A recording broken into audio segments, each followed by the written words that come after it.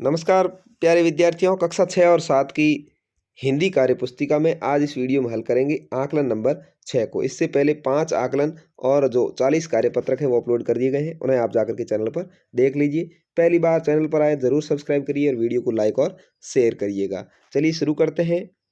यहाँ पर देखिए, नीचे दिए गए गद्यांश को पढ़कर पूछे गए प्रश्नों को उत्तर लिखने हैं। हमारी सांस्कृतिक विरासत विश्व की सबसे समृद्ध सांस्कृतिक विरासतों में से एक है।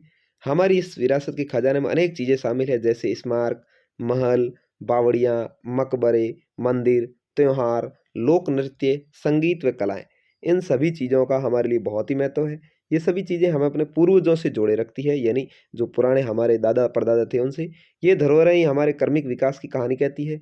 यदि संस्कृति के इन चिन्हों को मिटा दिया जाए तो हमारा ऐतिहासिक गौरव से नाता ही टूट जाएगा। हम अपने पूर्वजों के प्रति कृतघ्न कहलाएंगे, साथ ही स्वयं को अपने जड़ों से कटा हुआ महसूस करेंगे। अतः हम सबका दायित्व है कि हम अपनी सांस्कृतिक विरासत को बचाए रखें। ठीक है, तो ये था गद्यांश। इसके आधार पर सवालों को उत्तर देने हैं। हमारी ऐतिहासिक गौरव क्या है? सांस्कृतिक धरोहर, पेड़ पौधे, पशु पक्षी या कोई नहीं। तो इतिहास की संस्कृति कौन कहते हैं? सांस्कृतिक धरोहर।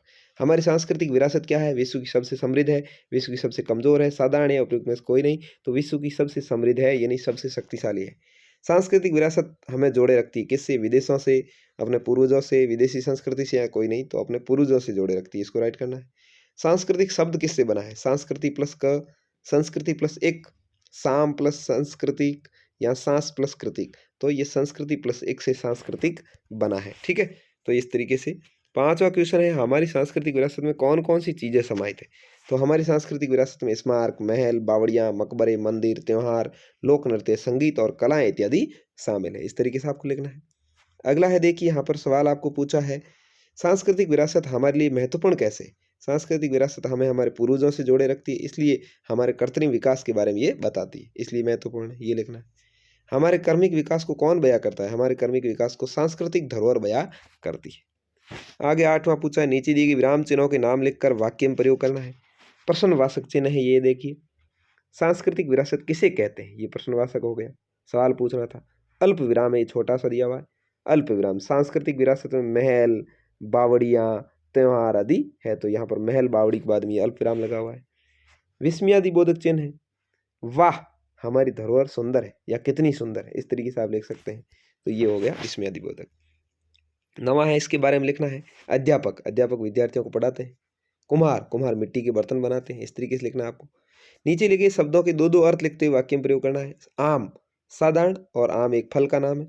सच्चा नेता आम नागरिकों का ध्यान रखता है, तो इसमें आम साधारण के लिए आ गया। आम बहुत स्वादिष्ट फल है, तो यहाँ आम एक फल के लिए आ गया।